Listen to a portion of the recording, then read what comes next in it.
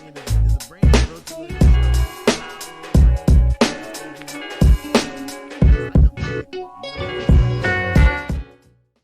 My tribe over here is watching me through Facebook. The tribe is watching on YouTube, and Daron Campbell, RoadToAMillionShow.com is where we live. So you can Google Daron Campbell, or you can Google Road to a Million Show, and you'll find us. Multiple platforms, multiple formats, lots of ways to watch. So we have been learning a lot of cool things in the past couple of weeks, and it's been an interesting ride, because every day I come up with, like, okay, what are we going to talk about next time? And there's like 100 things that I want to talk about. And today I decided that we're going to go and talk about, we're going to continue on that mastery, that quest for mastery. We're going to continue on that journey towards mastery, because I think it's an underutilized term. I think mastery is an underutilized term. I think it's an under-recognized concept, and it's an under-prepared for goal. Mastery. It's a word that we all ought to have tattooed on our forehead. I want to be the master of my environment. I want to be the master of my body. I want to be the master of my brain, my body, and my bank account, which usually means mastery of one's self. And you know what that'll bleed into? You know what that bleeds into? That bleeds into the way you eat. That bleeds into the way you work on your job. That bleeds into the way you look at everything you do. And I think not enough of us demand enough of ourselves and of our children. And I think mastery ought to be the key word. Mastery ought to be the key word. And if you start to adjust the way you approach life and the way you approach everything you do, if you think of it in terms of, I want to do this on a level of mastery, then your actions will change. And we're going to get into that, because there's some concepts that I think will help you gravitate towards this concept called mastery. It'll help you aim your life in this concept towards this concept towards mastery. And I mean, the thoughts are swirling, so I'm gonna jot them down as I get them. I got all these pages of notes, and then I start talking, and then I don't even go to the notes. It's kind of crazy, right? I got 5 pages of notes. The other day I had 7 pages of notes to talk to you guys about, and I didn't get through half of the first page. We just started talking, and the conversation just kind of spawns and goes where it goes. So anyway, it's all about mastery today, and we're going to talk about those things that might contribute to mastery that you're not thinking about. And let's just start with the concept. When you think about mastery, what images come to your mind? Let's talk about that for a second. You know, a lot of people don't even include that in their literal vocabulary or their mental vocabulary. And I think it's a mistake, because I heard this concept that's interesting.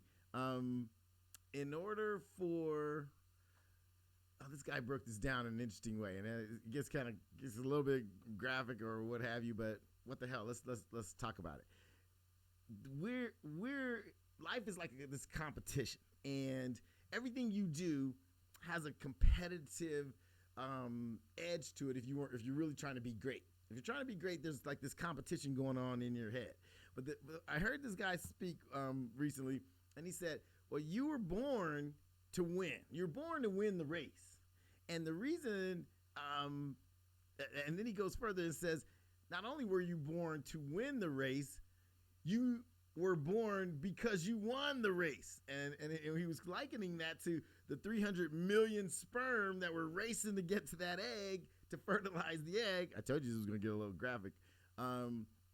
And you won. That particular sperm that became the fertilized egg, that married the fertilized egg, that became you. So you won the very first race of your life. You're here because of the victory that you experienced before you were even born. You were conceived, and then you ran a race against 300 million others, and you won the race. So you start out being victorious. First thing that happened to you was you won. And ever since then, you know this to be true, I'm sure of it. Ever since you were born, the concept of being the best or being the greatest or being phenomenal, it's we love the idea of greatness. We absolutely cherish the idea of spectacular. We go in thousands and thousands. We go in droves of thousands to see spectacular people and to see spectacular performances by who? By masters. Think about it like that. We all, for many, many, many of us who aren't masters at a particular thing will pay a whole lot of money to go and see a master do what they do. Now think about that for a second. Think about how in your life, in how many ways you have settled for mediocrity, settled for just okay.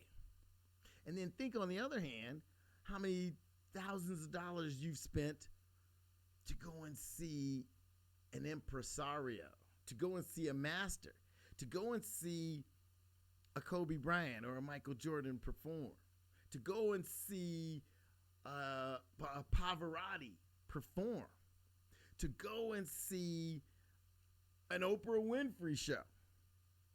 Think about how enamored we are with mastery.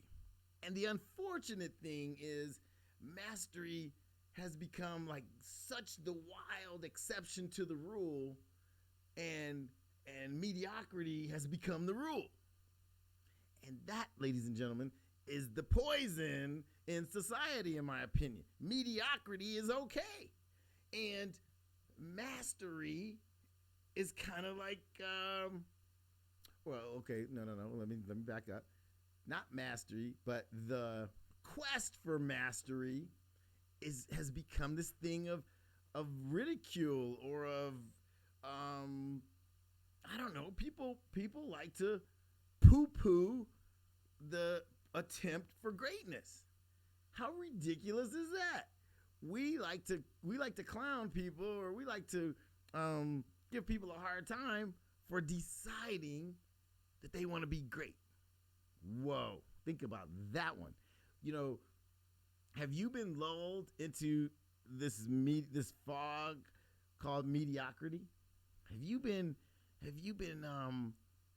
like bamboozled by the crowd and society to feel comfortable with the mediocre crowd? I'm talking about your job. I'm talking about your physicality. I'm talking about your financial status. You notice I just mentioned your brain, your body, and your bank account.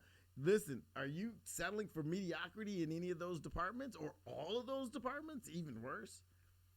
Think about it. Think about how, as a society or as a group, we have found it okay to be mediocre, to be average. And that one outlier, that person who is saying, no, I'm not going to the party because I got work to do, or no, I can't hang out because I gotta go work out, or no, you know what, I'm not sleeping in because I'm on a physical mission. I'm on a mission to get my body into its best shape of my life. Now think about those people, and those people in those instances and those times when it's been us and those times when it hasn't been us, and think about the negative pressure that we sometimes put on those kinds of decisions by people. Think about how the crowd kind of clowns the kid who stays at home to study instead of coming out to the party. Think about that. But now, on the flip side of that coin, think about how we all line up to see somebody when they become great, or how we clamor to buy something from someone who's built something great. Think about that for a second and decide where it is you're living. What's your world made up? What are you on a quest for? Or are you absolutely being mediocre? Are you okay being mediocre? And are you constantly making excuses for yourself about why this mediocrity is okay? Oh my goodness. Did we talk about outwitting the devil? Let's talk about that book, Outwitting the Devil. I've mentioned it before. I might have even mentioned it on the last show. But Outwitting the Devil is this book by Napoleon Hill, the author of Think and Grow Rich.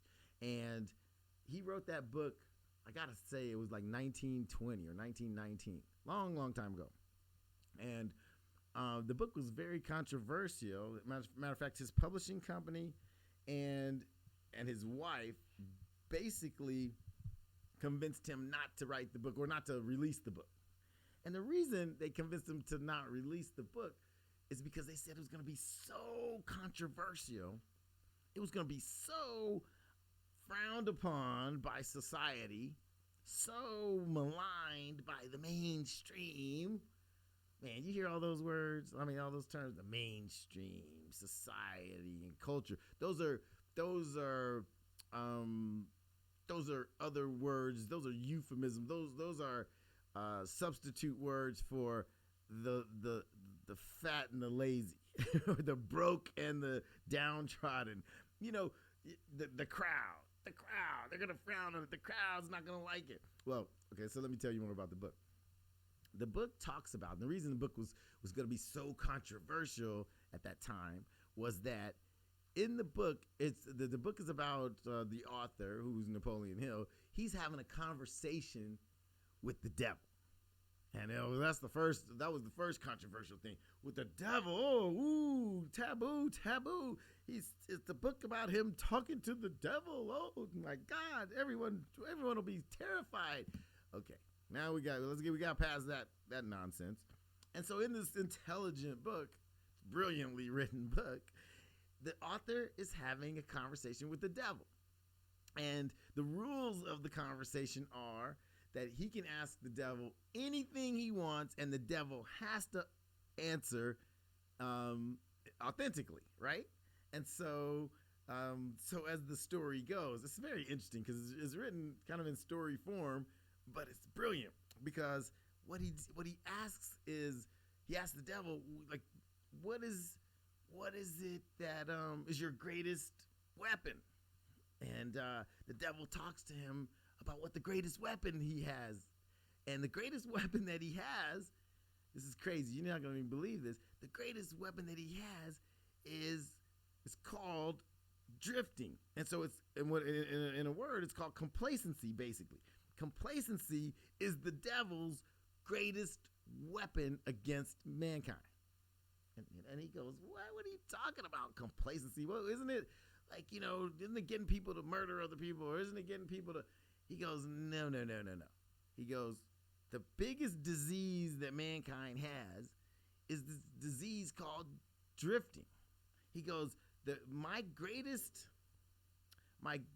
greatest power against me is determination. It's people that have a goal and a quest and a mission and are doing something meaningful with their lives. And the author goes, are you serious? He goes, yeah. You see, the best thing for me is to have people have no mission, no dream, no goal, no objective. Those people sit around and they don't advance any causes, and they just go with the crowd, and that's the greatest service people can do for me. He goes, the opposite of that person is somebody who's on a mission, who's determined to do something, sometimes good, sometimes bad, but that determination to do something meaningful is the greatest weapon that's the only weapon that can defeat me, people with a purpose.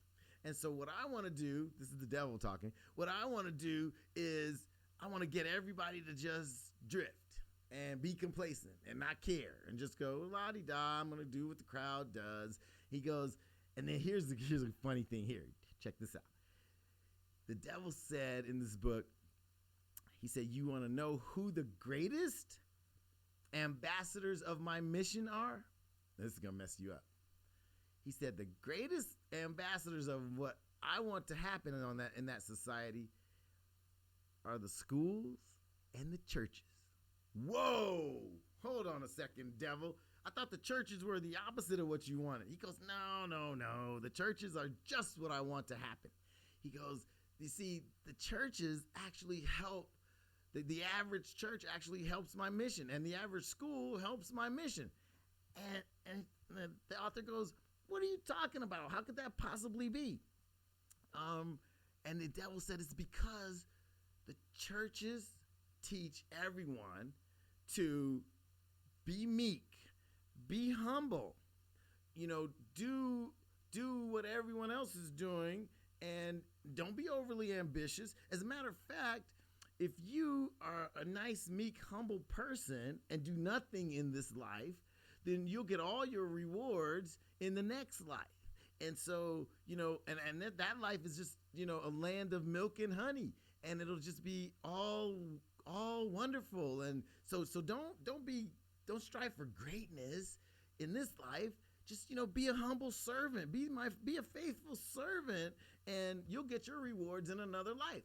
And in this interview, the devil goes, that's the greatest thing anybody could do to help me out. Make a bunch of complacent people who just go to a building and sit there and listen to somebody else, talk at them, and listen to somebody else throw blessings out on them and, kind of lull them to sleep instead of inspiring them to get up and do something and make some change and make something positive happen. He goes, they're doing my work. Hey, I see cousin Lisa. My cousin Lisa's checking us out. Everybody shout out my cousin Lisa. What's up, Lisa? Love you. Okay, so check this out. Then he says, the schools are really, really doing my bidding for me. And the author goes, what are you talking about the schools are doing your work for you? It's because the schools have been designed to create drifters and followers and complacent people. And he goes, how is that? I thought the schools were teaching people to be smart. He goes, no.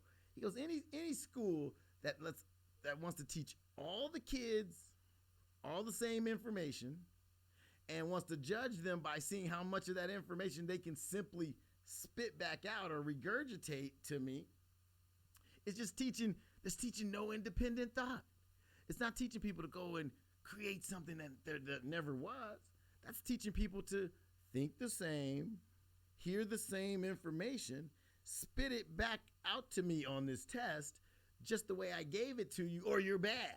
If you don't recite this back to me the same way I gave it to you, then you're bad and I'm going to give you an F. Not, hey, what do you think that really meant to you? What did this action in history mean to you? Or what does this mathematical equation inspire you to think about? No, that's not the way we teach. We teach everybody in this room better hear this information just the way I gave it to you, and you better give it back to me on the test just the way it's supposed to be given, and there's no creative thought whatsoever. How about that?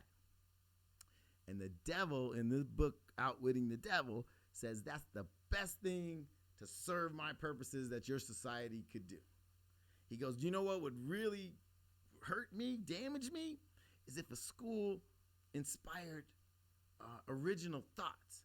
If the school told the kids and the students, hey, take this concept, now go and develop and come back with a new idea because of it. Take this philosophy and come and put your spin on it and come back with something creative to tell me about. Take what happened in history and tell us how you can learn from that and make sure we don't make that mistake again. That, he says, would be a very, very advancement-oriented way of educating people, not the current way that we do it. Because he says, look at what you're doing. Because you're giving kids this regimented, or giving students this regimented education. You're trying to get them all to learn the same thing. And now your society is trying to ship them all off to a college. Everyone goes to grade school, then to high school. If you want to go further, you go to college. And nowhere in that entire food chain is somebody saying, hey, think original. Do something totally different that's never been done. Say something that's never been said. Philosophize on an original thought. Give me an original concept. Go home and come back with an original brainchild. And so, as the story goes, it turns, it's an enlightenment for the author, Napoleon Hill, that we are serving the devil's purpose. Now, so this was written metaphorically, but maybe not. You see, what his point was that the greatest harm that we could do to ourselves and our children is to make them like every other child, and to make them, try to learn the exact same thing as everyone else, and then come out and try to get a job and live a life just like everyone else. And so that leads us back to my concept of mastery and why that ought to be something that we all should be thinking about or striving for, because it's the masters that make meaningful change in the world. And it's the masters that we follow, we worship, we hold on this pedestal. And if you think about that, that's where real change happens, out there on the edge, where the masters have created something or created some concept. Look at who we hold in high esteem right now. Look at Elon Musk. Elon Musk is coming up with concepts that people, 20 years ago never even fathomed. Think about that. The innovators. Think of the people like Steve Jobs while he was alive. He thought of things that many of us couldn't conceptualize. I mean, Michael Jordan flew in a way we didn't think a human could fly. It's so crazy, right? We never thought we'd see a basketball player do these things, and it's because he put himself on a different level. He desired to go somewhere and be somewhere and do something that no one had ever done, and he wanted to do it better than anyone who had ever done it, and that started with a quest for mastery. So what's your quest? Do you have one? Or are you just kind of drifting? Man, that book Outwitting the Devil is something that you should read. I'm going to encourage you to check it out. That's kind of like the book of the month. You guys really should get that book and read it. It's going to enlighten you in a huge way and in an entertaining way. It's an easy read in the sense that you'll be entertained because you can't wait to hear what the guy says next or what the devil says next. And so I recommend it highly. Now, we're going to talk about the process of mastery. We're going to take a short break in a minute, but when we get back, we're going to talk about mastery and how the process works so that you can predictably grow towards mastery. A lot of people don't think that's possible, but you can predictably grow towards mastery, and we're going to talk about how that happens. And thanks for being here. I'm Daron C. Campbell, the hardest working man in real estate, your real estate mentor, and we're all headed to the top. Is a brand growth to